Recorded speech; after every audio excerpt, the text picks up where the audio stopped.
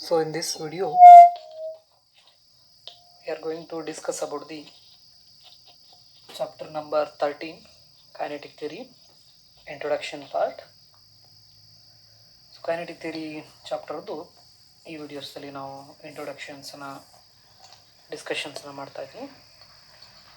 So ಹಾಗಾದರೆ ಈ kinetic theory ಅನ್ನೋದನ್ನು ಯಾರು ಡೆವಲಪ್ ಮಾಡಿದ್ರಪ್ಪ ಅಂತ ಹೇಳಿದರೆ ಮ್ಯಾಕ್ಸ್ವೆಲ್, ಬೋಲ್ಟ್ಸ್ಮನ್ ಮತ್ತು ಅದರ ಸೈಂಟಿಸ್ಟ್ ಏನು 19ನೇ ಸೆಂಚುರಿ ಒಳಗಡೆ ಈ kinetic theory was developed by Maxwell, Boltzmann and others in the 19th century.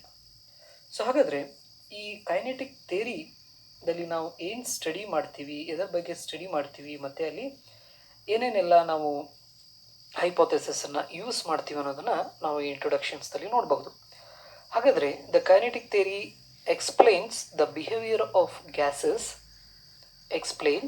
Means the kinetic theory explains the behavior of gases based on the idea that gases consist of large number of atoms or molecules in a state of continuous random motion.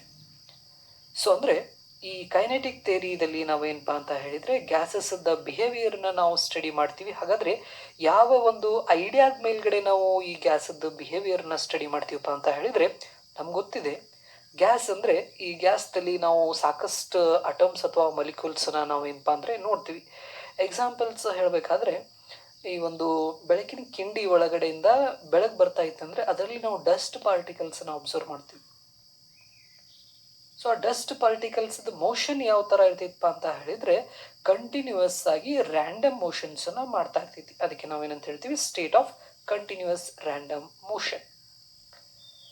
So ಹಾಗಾದರೆ ಈ gases, kinetic theory of gases ಅಂತ ನಾವು ಹೇಳಿದರೆ ನಮ್ಗೆ ಗೊತ್ತಿದೆ ಈ gas molecules ಅಥವಾ atoms ಮಧ್ಯೆ ಇರ್ತಕ್ಕಂತಹ ಏನು ಫೋರ್ಸ್ ಏನಿರ್ತೈತಲ್ಲ ಅದು ಬಹಳ ನೆಗ್ಲಿಜಿಬಲಿ ಸ್ಮಾಲ್ ಇರ್ತೈತಿ as compare to the force between the atoms or molecules in case of solid and liquids. ಅಂದರೆ ಈ ಘನ ಮತ್ತು ದ್ರವ ಅಟಮ್ಸದ ಮಧ್ಯೆ ಇರತಕ್ಕಂತಹ ಫೋರ್ಸನ್ನು ನಾವು ಕಂಪೇರ್ ಮಾಡಿದಾಗ ಈ ಗ್ಯಾಸ್ ಮೊಲಿಕ್ಯೂಲ್ಸ್ ಮಧ್ಯೆ ಇರತಕ್ಕಂತಹ ಫೋರ್ಸು ನೆಗ್ಲಿಜಿಬಲಿ ಏನಿರ್ತೈತಪ್ಪ ಅಂತ ಹೇಳಿದರೆ ಕಡಿಮೆ ಇರ್ತೈತಿ. ಅಂದರೆ ಭಾಳ ಕಡಿಮೆ ಇರ್ತೈತಿ. ಸೊ ಹಾಗಾಗಿ ಈ ಥಿಯರಿನ ನಾವು ಏನಪ್ಪ ಅಂದರೆ ಈ ಥಿಯರಿ ಏನೇನು ನಾವು ಒಳಗೊಂಡಿದೆ ಅಂದರೆ ಕೈನೆಟಿಕ್ ಥಿಯರಿ ಆಫ್ ಗ್ಯಾಸಸ್ ಏನೇನು ಒಳಗೊಂಡಿದೆ ಅಂದರೆ ಒಂದು various gas loss.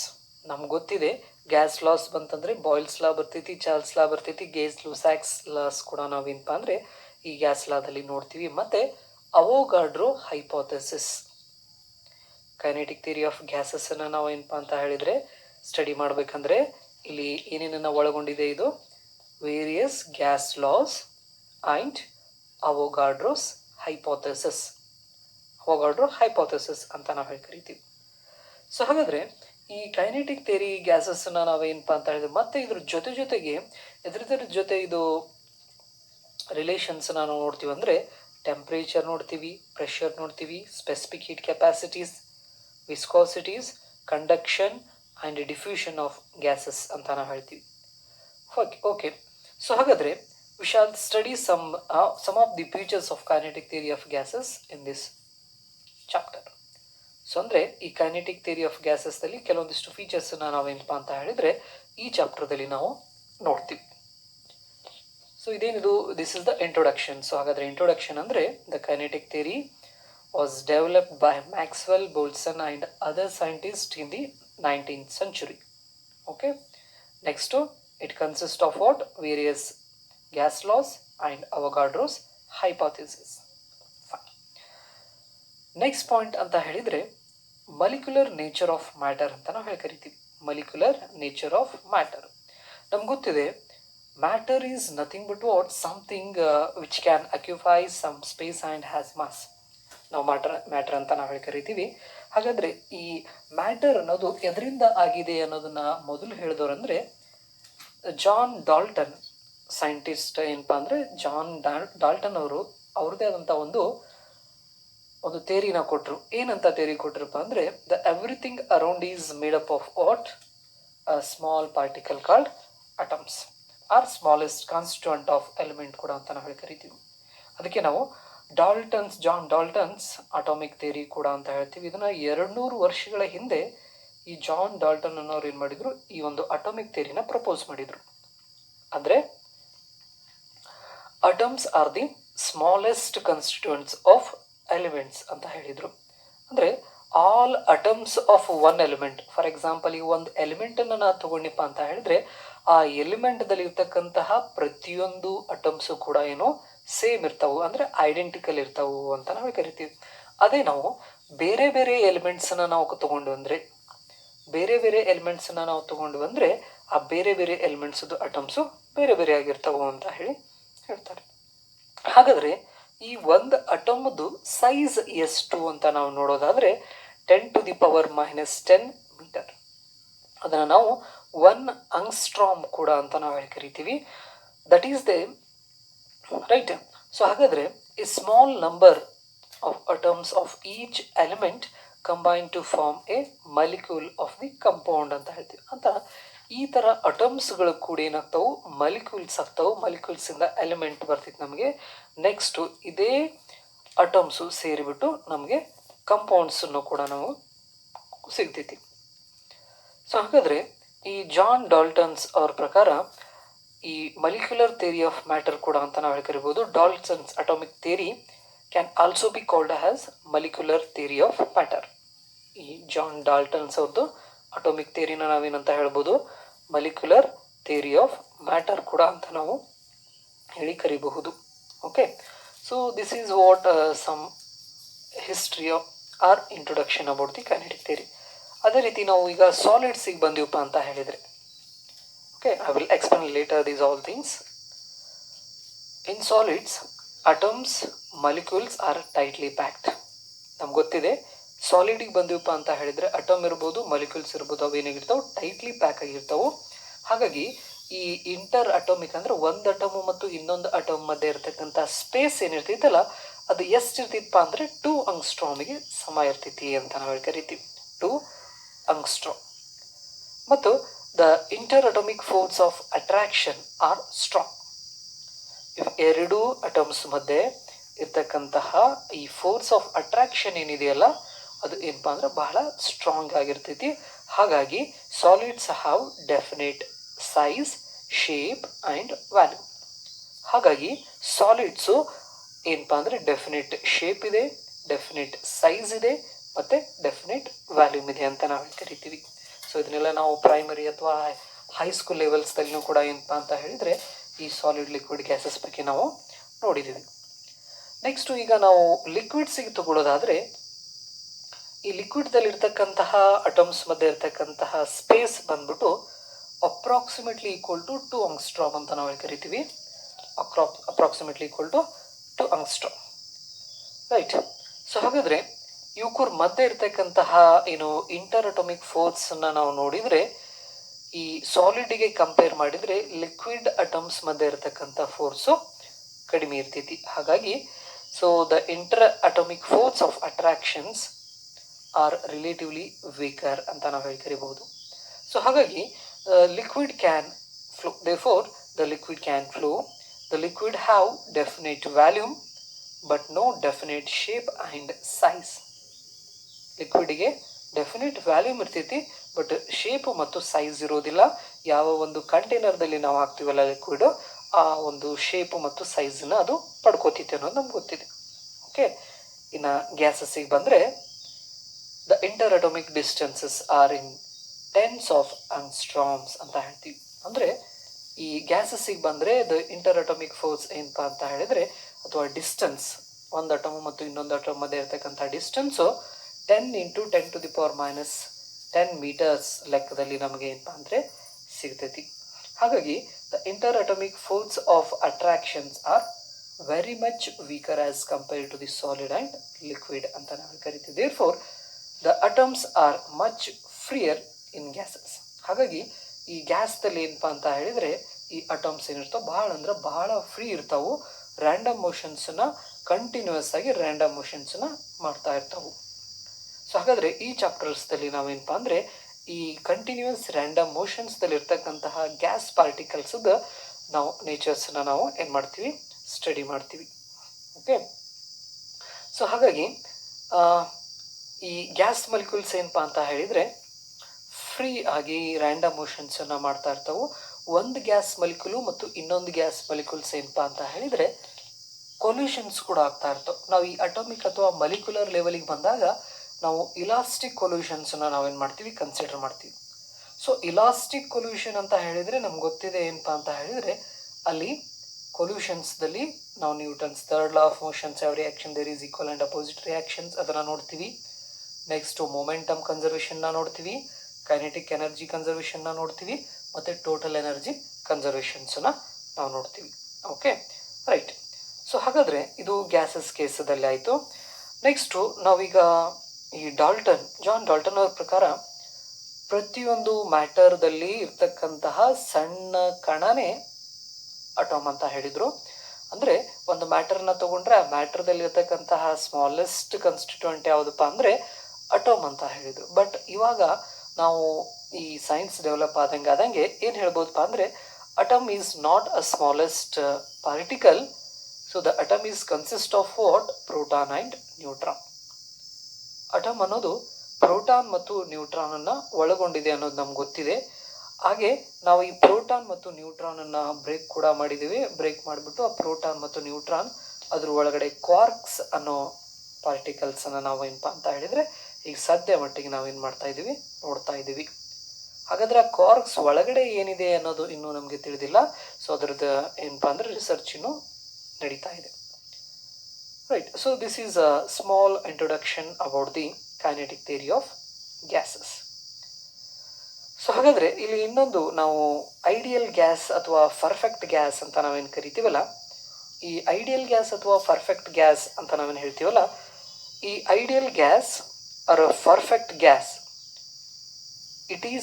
that is the gas which obeys the gas laws ಅಂತ ನಾವೇ ಕರಿತೀವಿ.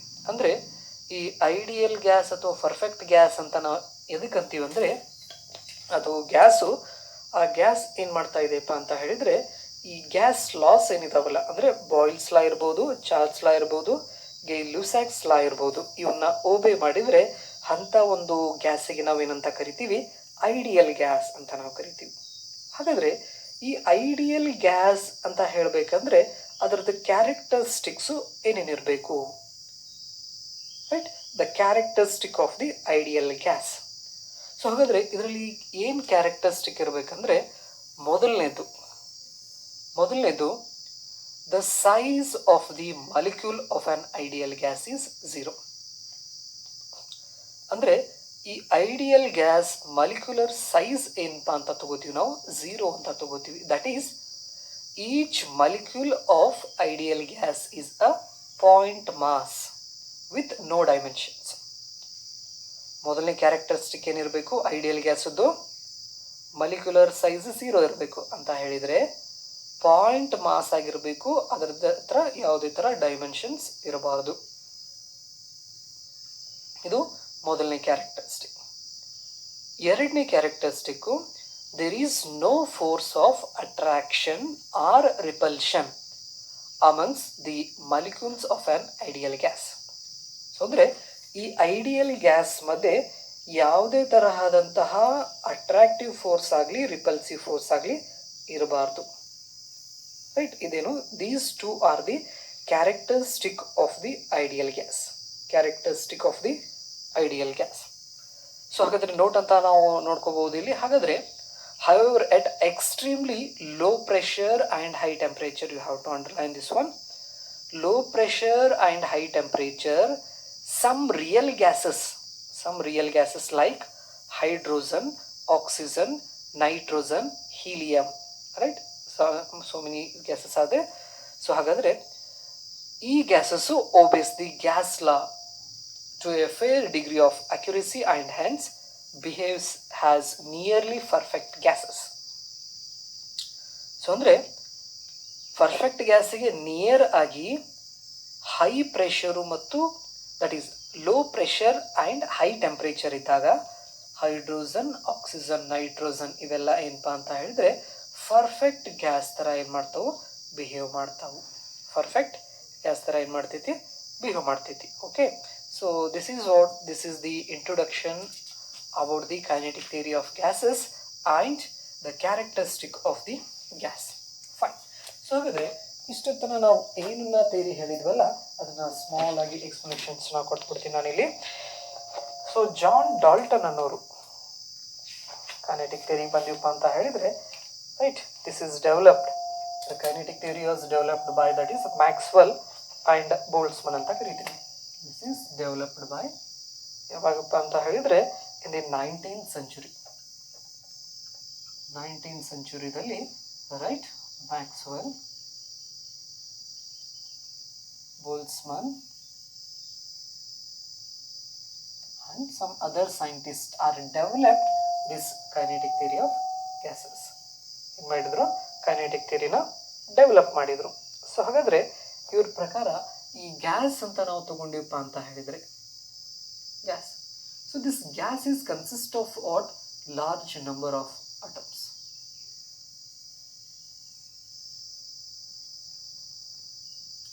ನಾವೇನಂತ ಕರಿಬೋದು, ಲಾರ್ಜ್ ನಂಬರ್ ಆಫ್ ಅಟಮ್ಸ್ ಅಂತ ನಾವು ಹೇಳಿ ಕರೀತೀವಿ.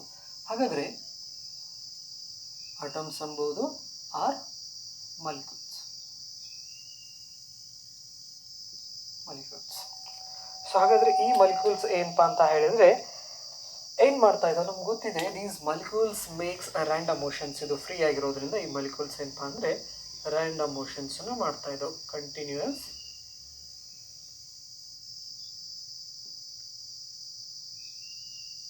Random motion. ಸೊ ಹಾಗಾದರೆ ಇವೇನು ಗ್ಯಾಸ್ ಮಾಲಿಕ್ಯೂಲ್ಸ್ ಅಥವಾ ಅಟಮ್ಸ್ ಅಂತ ನಾವೇನು ಕರಿತೀವಲ್ಲ, ಇವು ರ್ಯಾಂಡಮ್ ಮೋಷನ್ಸ್, ಆ ಕಡೆ ಈ ಕಡೆ ಹಿಂಗೆ ಹಿಂಗೆ ಈ ಥರ ಏನಪ್ಪ ಅಂತ ಹೇಳಿದರೆ ಹೆಂಗೆ ಬೇಕಾದಂಗೆ ರ್ಯಾಂಡಮ್ ಮೋಷನ್ಸ್ನ ಮಾಡ್ತಾ ಇರ್ತವೆ ಅಂತ ನಾವು ಹೇಳ್ತೀವಿ. ಸೊ ಹಾಗಾದರೆ ಈ ಮಾಲಿಕ್ಯುಲರ್ ನೇಚರ್ ಆಫ್ ಮ್ಯಾಟರ್ಸಿಗೆ ಬಂದಾಗ ನಮಗೆ ಈ ಅಟಾಮಿಕ್ ಥಿಯರಿ ಬಗ್ಗೆ ಹೇಳಿದ್ರು ಯಾರಂದರೆ ಜಾನ್ ಡಾಲ್ಟನ್.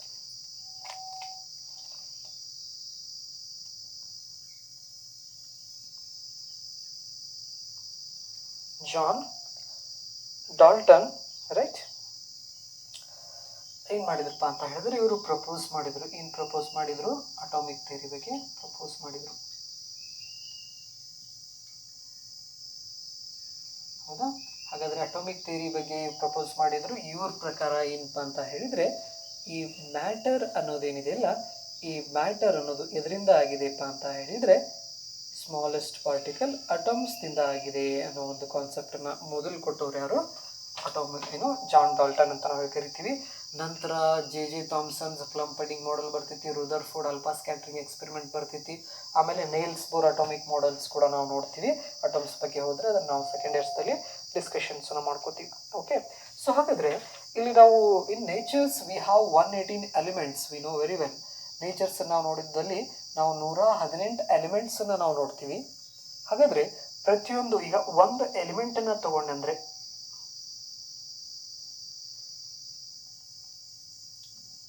ಒಂದು ಎಲಿಮೆಂಟನ್ನು ತಗೊಂಡ್ರೆ ಈ ಎಲಿಮೆಂಟ್ದಲ್ಲಿ ಇರ್ತಕ್ಕಂತಹ ಪ್ರತಿಯೊಂದು ಅಟಮ್ಸು ಕೂಡ ಏನಾಗಿರ್ತಾವೆ? ಐಡೆಂಟಿಕಲ್ ಆಗಿರ್ತಾವು ಅಂತ ನಾವು ಹೇಳ್ತೀವಿ. ಇದು ಫಸ್ಟ್ ಎಲಿಮೆಂಟ್.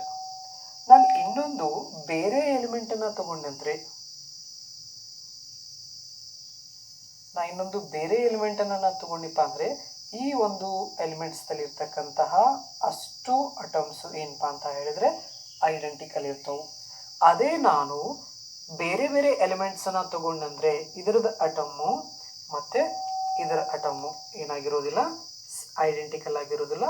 ಬೇರೆ ಬೇರೆ ಎಲಿಮೆಂಟ್ಸದ ಅಟಮ್ಸು ಬೇರೆ ಬೇರೆನೇ ಆಗಿರ್ತವು ಅಂತ ಹೇಳ್ತಾರೆ ಅವರು, ಈ ಜಾನ್ ಡಾಲ್ಟನ್ ಅಟಾಮಿಕ್ ಥಿಯರಿ ಪ್ರಕಾರ. ಓಕೆ, ಸೊ ಹಾಗಾದರೆ ಈ ಅಟಮ್ಸ್ ಏನಿದಾವಲ್ಲ, ಈ ಅಟಮದು ಸೈಜಿಗೆ ಬಂದರೆ, ಸೈಜ್ ಈಗ ಒಂದು ಅಟಮನ್ನು ಕನ್ಸಿಡರ್ ಮಾಡಿದರೆ ಈ ಅಟಮದು ಸೈಜ್ ಎಷ್ಟಪ್ಪ ಅಂದರೆ 10⁻⁻10 ಮೀಟರ್ ಅಂತ ನಾವು ಕರಿತೀವಿ. This is what size of on atom.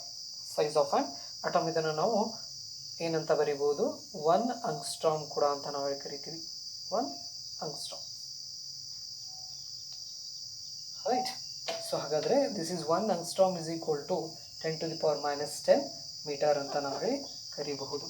ಇದು ಒಂದು ಅಟಮದ ಸೈಜ್ ಆಯಿತು. ಹಾಗಾದರೆ ಈ ಸಾಲಿಡ್ಸಿಗೆ ಬಂದಿವಪ್ಪ ಅಂತ ಹೇಳಿದ್ರೆ,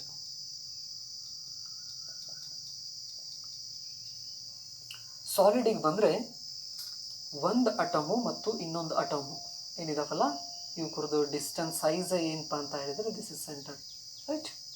ಸೊ ಹಾಗಾದರೆ ಇಂಟರ್ ಅಟಾಮಿಕ್ ಡಿಸ್ಟೆನ್ಸ್ ಎಷ್ಟಿರ್ತೈತೆ ಅಂದರೆ that is equal to 2 angstrom ಅಂತ ನಾವು ಕರಿತೀವಿ.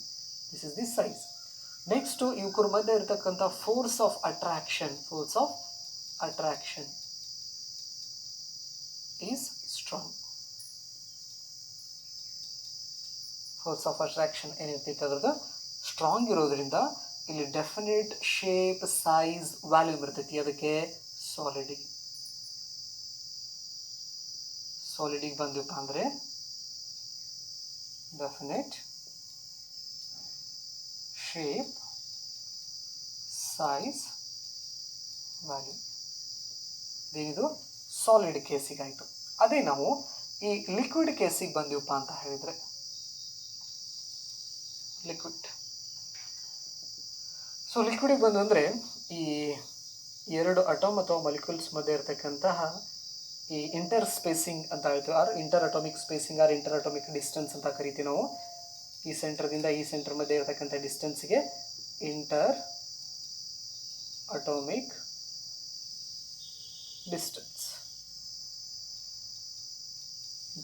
ಡಿಸ್ಟೆನ್ಸ್ ಅಂತ ಹೇಳ್ತೀವಿ. That is approximately equal to 2 angstrom. ಎಷ್ಟು 2 ಆಂಗ್ಸ್ಟ್ರಾಮ್ ಇರ್ತೈತಿ. ಹಾಗಾದರೆ ಸಾಲಿಡ್ದು ಫೋರ್ಸಿಗೆ ನಾವು ಕಂಪೇರ್ ಮಾಡಿದಪ್ಪ ಅಂತ ಹೇಳಿದರೆ ಈ ಲಿಕ್ವಿಡ್ ಅಟಮ್ ಮಧ್ಯೆ ಇರತಕ್ಕಂತಹ ಫೋರ್ಸ್ ಏನಿರ್ತೈತಿ ಕಡಿಮೆ ಇರ್ತೈತಿ. ಹಾಗಾಗಿ ರಿಲೇಟಿವ್ಲಿ ವೀಕರ್ ಅಂತ ನಾವು ಹೇಳಿ ಕರಿಬಹುದು. ಓಕೆ. ಸೊ ಹಾಗಾಗಿ the solid has definite volume ಏನಿದೆ, ಡೆಫಿನೆಟ್ ವ್ಯಾಲ್ಯೂಮ್ ಇದೆ, ಶೇಪು ಮತ್ತು ಸೈಜ್ ಇಲ್ಲ. ಡೆಫಿನೆಟ್ ಆದಂತಹ ಶೇಪ್ ಆ್ಯಂಡ್ ಸೈಜ್ ಇಲ್ಲ. ನಾವು ಯಾವ ಕಂಟೈನರಿಗೆ ಹಾಕ್ತೀವಲ್ಲ ಆ ಕಂಟೈನರ್ದು ಶೇಪು ಮತ್ತು ಸೈಜನ್ನು ಅದೇನಪ್ಪ ಅಂತ ಹೇಳಿದರೆ ಪಡ್ಕೋತೈತಿ. ಯಾವುದು ಲಿಕ್ವಿಡು. ಇದನ್ನು ಏನಪ್ಪ ಅಂತ ಹೇಳಿದರೆ ಆ ಥಿಯರಿ ಹೇಳಬೇಕಾದ್ರೆ ಹೇಳಿದೆ. ನೆಕ್ಸ್ಟು ಈಗ ಗ್ಯಾಸಸ್ಸಿಗೆ ಬಂದು ಅಂದರೆ ನಮ್ಮ ಮೇನ್ ಇಂಟೆನ್ಷನ್ ಇರೋದೇ ಗ್ಯಾಸ್.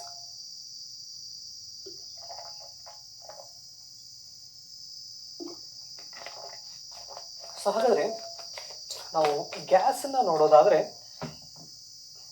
ಆವಾಗಲೇ ಇಲ್ಲಿ ಹೇಳಿರೋ ಪ್ರಕಾರ ಗ್ಯಾಸಸ್. ಸೊ ಗ್ಯಾಸ್ದಲ್ಲಿ ಏನಪ್ಪ ಅಂದರೆ ಇಂಟರ್ ಅಟಾಮಿಕ್ ಡಿಸ್ಟೆನ್ಸು ಒಂದು ಗ್ಯಾಸ್ ಮಾಲಿಕ್ಯೂಲ್ಸು ಟೆನ್ಸ್ ಆಂಗ್ಸ್ಟ್ರಾಮ್ ಅಂತ ಹೇಳ್ತೀವಿ, ಅಥವಾ ಟೆನ್ಸ್ ಆಫ್ ಆಂಗ್ಸ್ಟ್ರಾಮ್ ಕೂಡ ಅಂತ ನಾವು ಕರಿತೀವಿ. ಸೊ ಇದು interatomic or inter spacing distance ಅಂತ ನಾವು ಕರಿಬಹುದು, ರೈಟ್. ಸೊ ಹಾಗಾದರೆ these gas molecules are free to move anywhere and it's has no definite volume, shape and size. ವ್ಯಾಲ್ಯೂಮ್ನ ನಾವು ಕೊಡ್ಬೋದು ಏನಪ್ಪ ಅಂತ ಹೇಳಿದರೆ, ಬಟ್ ಶೇಪು ಸೈಜು ಕೂಡ ಏನಪ್ಪ ಅಂತ ಹೇಳಿದರೆ ಅದು ಲಿಕ್ವಿಡ್ ಥರನೇ ಬಿಹೇವ್ ಮಾಡ್ತೈತಿ.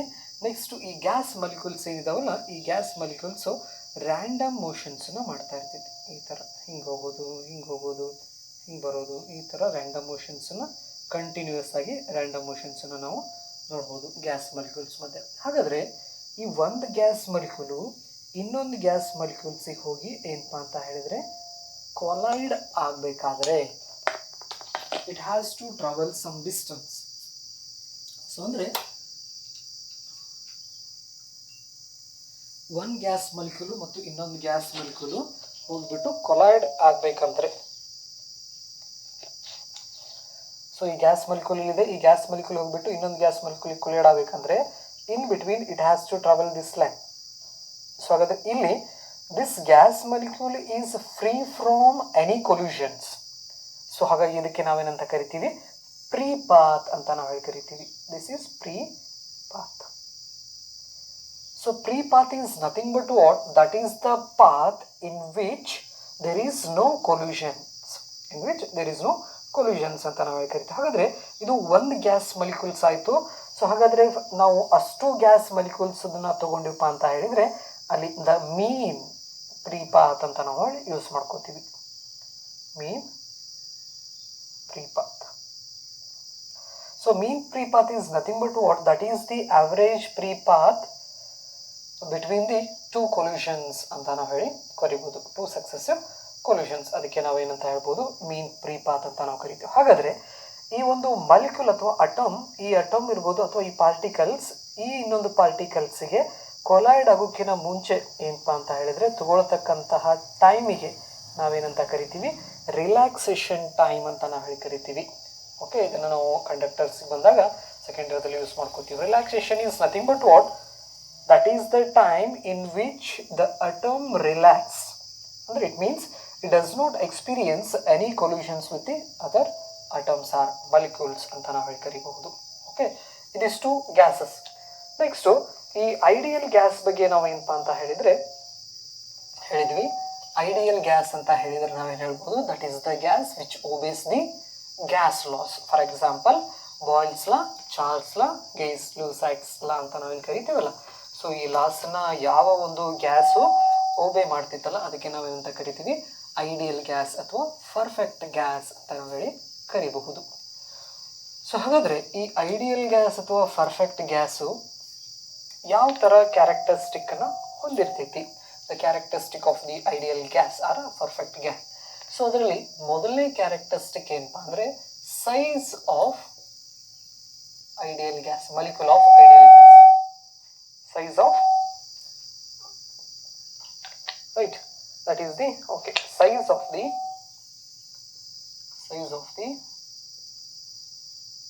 molecule of ideal gas. Ideal gas is 0. ಇದನ್ನು ಅಂಡರ್ಲೈನ್ ಮಾಡ್ಕೋಬೇಕು. 0 ಅಂದರೆ ಅದೇನಾಗಿರಬೇಕು, ಪಾಯಿಂಟ್ ಮಾಸ್ ಮತ್ತು ನೋ ಡೈಮೆನ್ಷನ್ಸ್ ಅಂದರೆ ಐಡಿಯಲ್ ಗ್ಯಾಸ್ ಮಾಲಿಕ್ಯೂಲ್ಸ್ನ ಎಷ್ಟು ಇಟ್ಬಿಡ್ತೀವಿ ನಾವು. This is what the size of this ideal gas is 0 ಅಂದರೆ ಪಾಯಿಂಟ್ ಮಾಸು, ಇದಕ್ಕೆ ಯಾವುದೇ ಥರ ಡೈಮೆನ್ಷನ್ಸ್ ಇಲ್ಲ. ನೆಕ್ಸ್ಟ್ ಎರಡನೇ ಕಂಡೀಷನ್ ಏನಪ್ಪ ಅಂತ ಹೇಳಿದರೆ, ಈಗ ನಾವು ಮಾಲಿಕ್ಯೂಲ್ ಅಥವಾ ಅಟಮ್ನ ಐಡಿಯಲ್ ಗ್ಯಾಸ್ ಮಾಲಿಕ್ಯೂಲ್ಸ್ನ ಈ ಥರ ಪಾಯಿಂಟ್ ತೊಗೋತೀವಿ. ಇದೊಂದು ಮಾಲಿಕ್ಯೂಲು ಮತ್ತು ಇದೊಂದು ಮಾಲಿಕ್ಯೂಲ್ಸ್ ಮಧ್ಯೆ ಇರ್ತಕ್ಕಂಥ ಇಲ್ಲಿ ಏನಪ್ಪ ಅಂದರೆ ಇವೆರಡರ ಮಧ್ಯೆ ಏನಿರಬಾರ್ದು, ಅಟ್ರಾಕ್ಟಿವ್ ಫೋರ್ಸ್ ಆಗಿರಲಿ ಅಥವಾ ರಿಪಲ್ಸಿವ್ ಫೋರ್ಸ್ ಆಗಿರಲಿ, ಇವು ಯಾವುದು ಇರಬಾರ್ದು. There is no attractive or repulsive force amongst the molecule of an ideal gas ಅಂತ ನಾವು ಹೇಳಿ ಕರಿತೀವಿ. ಓಕೆ, ಸೊ ಹಾಗಾದರೆ these two are the characteristic of the ideal gas. So some ಎಕ್ಸಾಂಪಲ್ಸನ್ನು ನಾವು ಕೊಡೋದಾದರೆ ಐಡಿಯಲ್ ಗ್ಯಾಸಿಗೆ ಯಾವ ಕಂಡೀಷನ್ಸ್ದಲ್ಲಿಪ್ಪ ಅಂತ ಹೇಳಿದರೆ, that is low pressure and high temperature. ಇದು ನೆನ್ಪಿಡಬೇಕು, ಲೋ ಪ್ರೆಷರ್ ಮತ್ತು ಹೈ ಟೆಂಪ್ರೇಚರ್.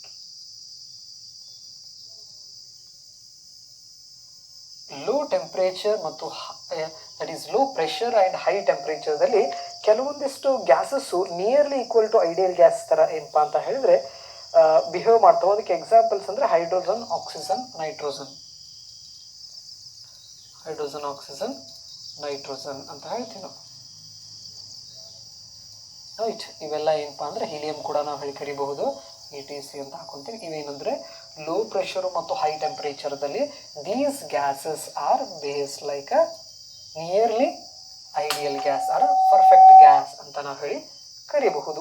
ಹಾಗಾದರೆ ಈ ಪರ್ಫೆಕ್ಟ್ ಗ್ಯಾಸ್ ಅಂತ ಬಂತಪ್ಪ ಅಂತ ಹೇಳಿದರೆ, we know the perfect gas equation, that is PV is equal to that is nRT ಅಂತ ಇದೆ. This is what, this is the perfect gas equation or ideal gas equation. Ideal gas equation ಇದೆಲ್ಲರಿಗೂ ಗೊತ್ತಿರೋದೆ, that is PV is equal to nRT, where n stands for what, that is number of moles,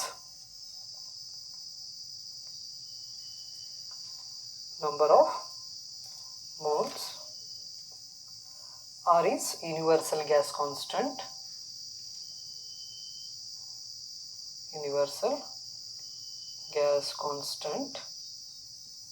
right. P ಅಂದರೆ pressure, V ಅಂದರೆ volume, T ಅಂದರೆ temperature. ಇದೆಲ್ಲ ನಮ್ಗೆ ಗೊತ್ತಿರೋದೆ. Pressure, volume, number of moles, universal gas constant and temperature, where R stands for constant ಅಂತ ನಾವು ಹೇಳಿ ತಗೋಬಹುದು. Okay,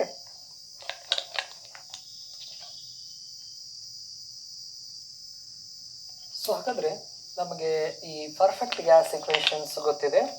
that is P V is equal to for 1 mole ಅಂತ ತೊಗೊಂಡ್ರೆ ಆರ್ ಟಿ ಅಂತ ನಾವು ಹೇಳಿ ಕರಿತೀವಿ. Where R stands for what? That is universal gas constant. We can write this R is equal to, right, N, capital N, right, into Kb. So here where N stands for what? That is the number of molecules. ನಾವು ಇಲ್ಲಿ capital N ಅನ್ನು ಏನಂತ ಬರೀಬಹುದಪ್ಪ ಅಂತ ಹೇಳಿದರೆ number of molecules of the given sample.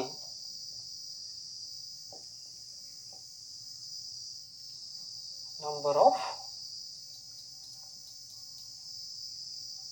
molecules in the given sample.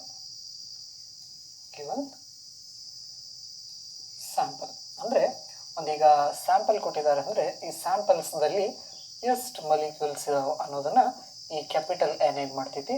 Represent ಮಾಡ್ತೈತಿ. This is the given sample. ಇದೊಂದು sample ಕೊಟ್ಟಿದ್ದಾರೆ ನಮಗೆ. ಹಾಗಾದರೆ ಈ ಸ್ಯಾಂಪಲ್ಸ್ದಲ್ಲಿ ಎಷ್ಟು ಮಾಲಿಕ್ಯೂಲ್ಸ್ ಇದಾವೆ ಅದನ್ನು ಕ್ಯಾಪಿಟಲ್ ಎನ್ದಿಂದ ರಿಪ್ರೆಸೆಂಟ್ ಮಾಡ್ತೀವಿ. Next K B, it is a Boltzmann constant. Boltzmann constant ಅಂತ ನಾವು ಹೇಳಿ ಕರಿತೀವಿ. This is a constant for all the gases. ಇದೇನು ಬೋಲ್ಟ್ಜ್ಮನ್ ಕಾನ್ಸ್ಟಂಟ್ ಆಗಿರೋದ್ರಿಂದ ಈ ಕೆ ಬಿ ಏನಿದೆ ಅಲ್ಲ ಇದರ ವ್ಯಾಲ್ಯೂ ಏನಂತ ಬರೀಬೋದಪ್ಪ ಅಂತ ಹೇಳಿದರೆ that is 1.38. you have to remember this one, into 10 to the power minus 23 kb, right? 1.38 into 10 to the power minus 23 joule per Kelvin.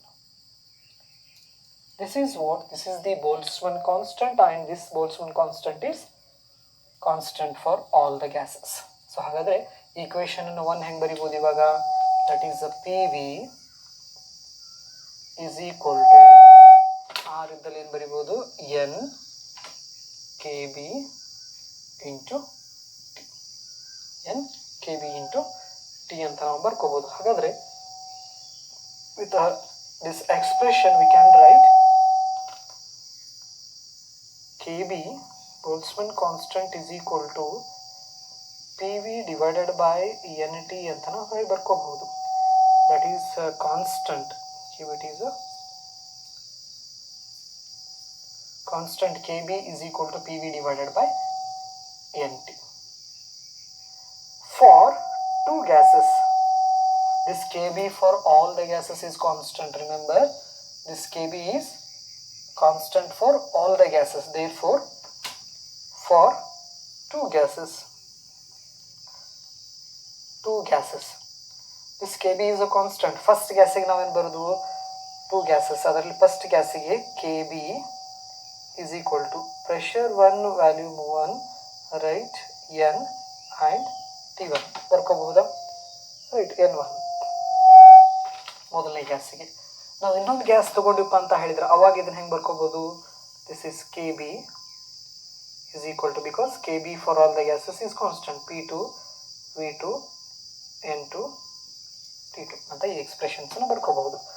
ಹಾಗಾದರೆ this is, we can write with the help of these two equations, P1 V1 divided by N1 T1 is equal to P2 V2 divided by N2 T2 is equal to Kb ಅಂತ ನಾವು ಬರೀಬಹುದು. Right, this Kb is a constant for all the gases. Constant for all the gases. ಅಂದರೆ ಈ ಅಷ್ಟು ಗ್ಯಾಸಸ್ಸಿಗೂ ಏನಪ್ಪ ಅಂತ ಹೇಳಿದರೆ ಈ K B value ಏನಿರ್ತೈತಿ? ಇದು ಕಾನ್ಸ್ಟಂಟ್ ಇರ್ತೈತಿ. ಹಾಗಾಗಿ for a constant pressure, volume, temperature, suppose ಒಂದು ವೇಳೆ ಏನಪ್ಪ ಅಂತ ಹೇಳಿದರೆ ಪಿ ವಿ ಮತ್ತು ಟಿ ಸೇಮ್ ಇತ್ತಂದರೆ, ಅವೆರಡೂ ಗ್ಯಾಸದ್ದು ಪ್ರೆಷರ್, ವ್ಯಾಲ್ಯೂಮ್, ಟೆಂಪ್ರೇಚರ್ ಸೇಮ್ ಇತ್ತಂದರೆ ಅವಾಗ ಎನ್ ವ್ಯಾಲ್ಯೂ ಕೂಡ ಏನಾಗ್ತಿತ್ತಪ್ಪ ಅಂತ ಹೇಳಿದರೆ this N1 is equal to N2 is equal to, we can write M. This N is same for both the gases. Same for both gases. Andre the number of molecules is remains the same anta ನಾವು ಹೇಳ್ಕರಿತೀವಿ. When the pressure, volume, temperature of these two gases are same, then the number of molecules present in that sample or gas is remains same ಅಂತ ನಾವು ಹೇಳ್ಕರಿತೀವಿ. ಹಾಗಾದ್ರೆ ಈ n ಗೆ ನಾವು ಏನಂತ ಹೇಳ್ತೀವಪ್ಪ ಅಂತ ಹೇಳಿದ್ರೆ ಅವೋಗಾಡ್ರೋ ನಂಬರ್ ಅಂತ ನಾವು ಕರಿತೀವಿ.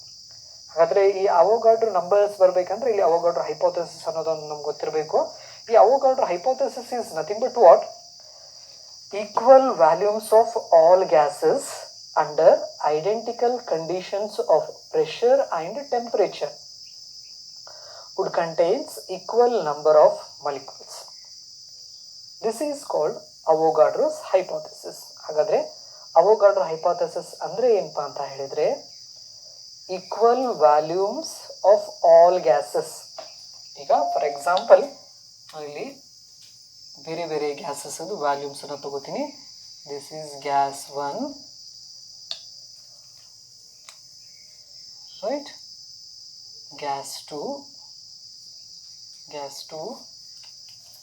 and gas 3.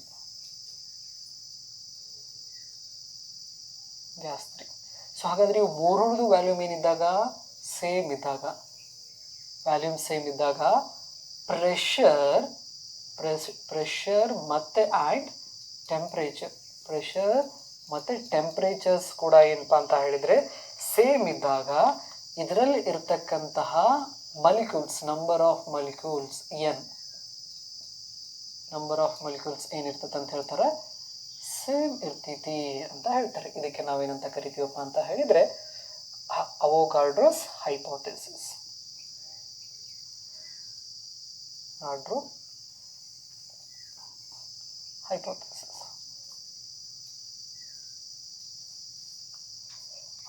ಹೈಪೋಥೆಸಿಸ್. ಸೊ ಹಾಗಾದ್ರೆ ಇದು ಸ್ಟೇಟ್ಮೆಂಟ್ ಪ್ರಕಾರ ಏನು ಹೇಳ್ಬೋದು? Equal volumes of all gases under identical conditions of pressure and temperature would contains equal number of molecules. This is called Avogadro's hypothesis ಅಂತ ನಾವು ಕರಿತೀವಿ. ಹಾಗಾದ್ರೆ ಈ Avogadro established that 22.4 liters of any gas. ಹಾಗಾದ್ರೆ ಇದನ್ನ ರಿಮೂವ್ ಮಾಡ್ಕೋತೀನಿ ನಾನಿದು. ಈ Avogadro hypothesis ಗೊತ್ತಾಯ್ತು ನಮಗೆ. That is equal volume of gases under what? That is same pressure and temperature, the number of molecules remains same. ಇದಕ್ಕೆ ನಾವು ಅವೋಗಾಡ್ರೋ ಹೈಪೋಥೆಸಿಸ್ ಅಂತ ನಾವು ಕರಿತೀವಿ. ಅಂದರೆ ಒಂದು ಈಕ್ವಲ್ ಅಮೌಂಟ್ ಆಫ್ ವ್ಯಾಲ್ಯೂಮ್ದಲ್ಲಿ ಇರತಕ್ಕಂಥ ಗ್ಯಾಸಸ್ಸು ಸಪೋಸ್ ಒಂದು ವೇಳೆ ಸೇಮ್ ಪ್ರೆಷರ್ ಸೇಮ್ ಟೆಂಪ್ರೇಚರಿಗೆ ಒಳಗೊಂಡಾಗ ಏನಿರ್ತೈತಿ ಅದರಲ್ಲಿ ಇರ್ತಕ್ಕಂತಹ ಮಾಲಿಕ್ಯೂಲ್ಸ್ ಸೇಮ್ ಇರ್ತಾವ ಅಂತ ಹೇಳಿ ಅವೋಗಾಡ್ರೋ ಹೈಪೋಥೆಸಿಸ್ ಇರ್ತೈತಿ. ಹಾಗಾದರೆ ಈ ಅವೋಗಾಡ್ರೋ ಹೈಪೋಥೆಸಿಸ್ ಏನನ್ನು ಹೇಳ್ತಿಪ್ಪ ಅಂದರೆ 22.4 liters, 22. That is 4 liters. Liters of any gas.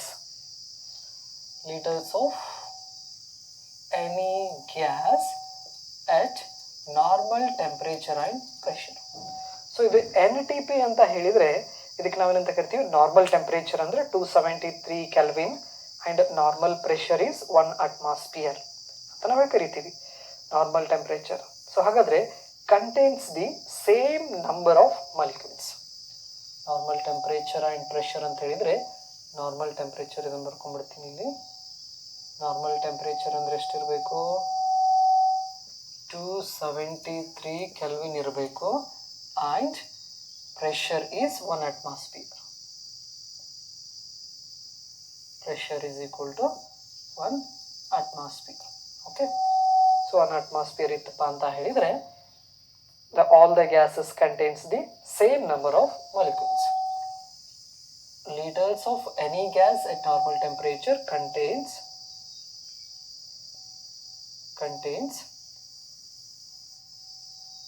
same amount of molecules.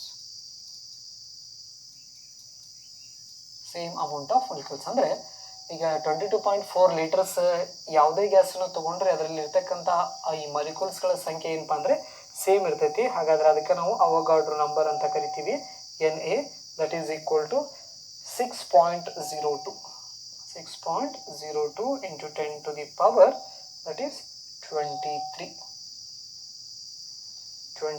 ಅಂತ ನಾವು ಹೇಳಿ ಕರೆಯಬಹುದು. ಓಕೆ, ಸರಿ.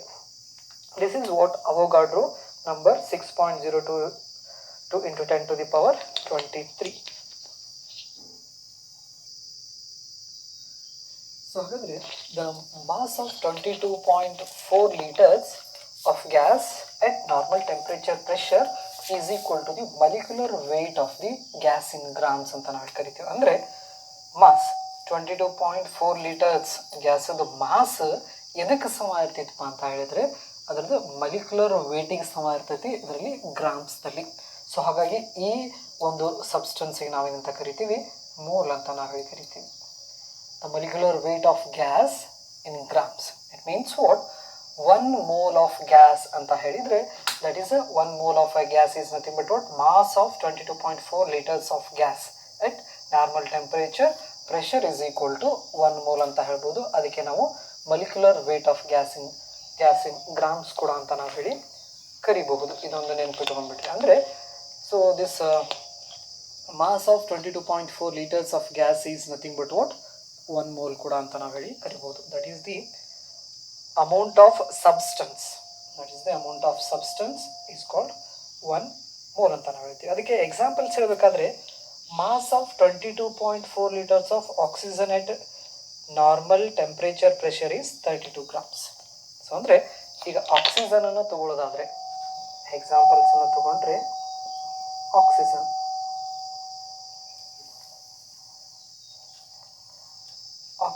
The mass of 22.4 liters of oxygen. So ಇಲ್ಲಿ ಬರ್ಕೊಂಡ್ಬಿಡ್ತೀನಿ, just is mass of 22.4 liters of oxygen at normal temperature pressure is equal to that is 32 grams. 32 gram ಎಷ್ಟಪ್ಪ ಅಂತ ಹೇಳಿದರೆ 32 ಗ್ರಾಮ್ ಆಫ್ ಆಕ್ಸಿಜನ್. ಸೊ ಹಾಗಾದರೆ which is the molecular weight of the oxygen. ಹಾಗಾದರೆ ಈ 32ನ ಏನಾಗಿರ್ತಿತ್ತಪ್ಪ ಅಂತ ಹೇಳಿದರೆ molecular weight of oxygen. Molecular weight of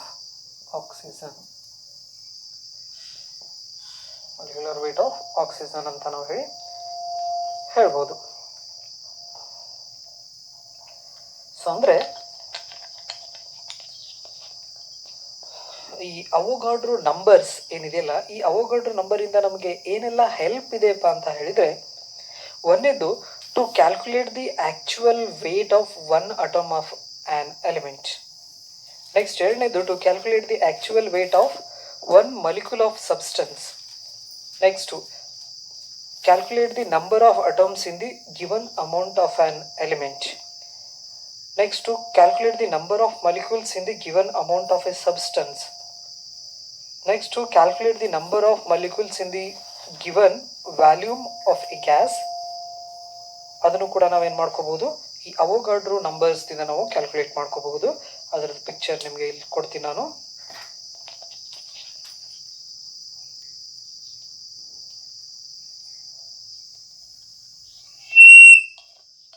so ಹಾಗಾದರೆ ಇಲ್ಲಿ mass of 22.4 liters of gas at normal temperature pressure ಇಲ್ಲೇನಿದೆಯಲ್ಲ, mass of 22.4 liters of gas at normal temperature pressure ಅದೇ ಎದಕ್ಕೆ ಸಮ ಇರ್ತಿತ್ತಪ್ಪ ಅಂದರೆ molecular weight of the gas in grams ಅಂತ ನಾವು ಕರಿತೀವಿ. Molecular weight of the gas in grams, ಅದಕ್ಕೆ ನಾವೇನಂತ ಹೇಳ್ಬೋದು 1 mole ಅಂತ ಕೂಡ. That is the amount of substance is called what 1 mole ಅಂತ ನಾವು ಹೇಳ್ತೀವಿ. ಅದಕ್ಕೆ ಬೆಸ್ಟ್ ಎಕ್ಸಾಂಪಲ್ಸ್ ಏನಪ್ಪ ಅಂದರೆ oxygen. The mass of 22.4 liters of oxygen at normal temperature pressure, this mass is equal to 32 grams. ಅಂದರೆ ಈಗ ನಾನು 22.4 liter ಆಕ್ಸಿಜನನ್ನು ತೊಗೊಂಡ್ರೆ 22.4 liter ಆಕ್ಸಿಜನ್ಸನ್ನು ತೊಗೊಂಡ್ರೆ ಅದರದ್ದು ಮಾಸ್ ಎಷ್ಟು ಬರ್ತಿತ್ತಪ್ಪ ಅಂತ ಹೇಳಿದರೆ 32 ಗ್ರಾಮ್ಸ್ ಬರ್ತೈತಿ ವೇಟ್ ಮಾಡಿದಾಗ. ಹಾಗಾದರೆ ಈ 32 ಗ್ರಾಮಿಗೆ ನಾವೇನಂತ ಕರಿತೀವಿ, ಮಾಲಿಕ್ಯುಲರ್ ವೇಟ್ ಆಫ್ ಆಕ್ಸಿಜನ್ ಅಂತ ನಾವು ಹೇಳಿ ಕರಿತೀವಿ. ಮಾಲಿಕ್ಯುಲರ್ ವೇಟ್ ಆಫ್ ಆಕ್ಸಿಜನ್ ಅಂತ ನಾವು ಹೇಳಿ ಕರಿತೀವಿ. ಹಾಗಾದರೆ ಈ ಅವೊಗಾಡ್ರೋ ನಂಬರ್ದಿಂದ ನಮಗೆ ಸಾಕಷ್ಟು ಹೆಲ್ಪ್ ಆಗ್ತೈತಿ. ಹಾಗಾದರೆ ಅವು ಹೆಲ್ಪ್ ಏನೇನು ಅನ್ನೋದನ್ನು ಸ್ವಲ್ಪ ನಾನಿಲ್ಲಿ ಹೇಳ್ತೀನಿ.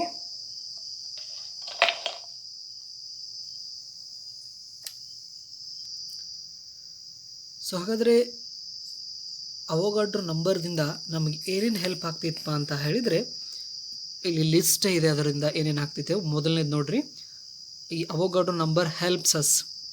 First one is to calculate the actual weight of one atom of an element. ಅದಕ್ಕೆ ಎಕ್ಸಾಂಪಲ್ ಕೂಡ ಕೆಳಗಡೆ ಕೊಟ್ಟಿದ್ದಾರೆ.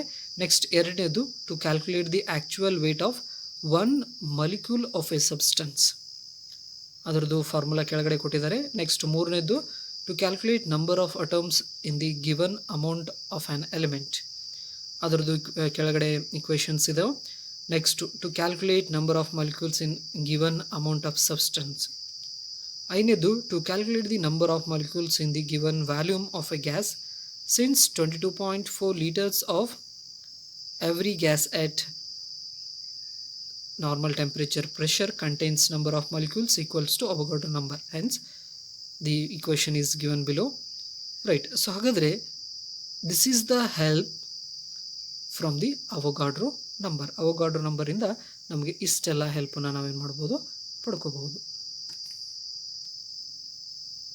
ಸೊ ಇದೊಂದು ಏನಪ್ಪ ಅಂತ ಹೇಳಿದರೆ ನೀವು ನೋಡ್ಕೋಬೋದು, R value, right, universal gas constant ಅಂತ ನಾವೇನು ಹೇಳ್ತಾ ಇದ್ದೀವಲ್ಲ, ಅದ್ರ ವ್ಯಾಲ್ಯೂಸನ್ನು ಕೂಡ ಏನಪ್ಪ ಅಂತ ಹೇಳಿದರೆ ನಾವು ನೋಡ್ಬೋದು. R is equal to 8.31 joule per mole per kelvin. Okay, ಇದನ್ನು ಕೂಡ ನೀವೇನು ಮಾಡಬೇಕು, numerical value of R you have to remember.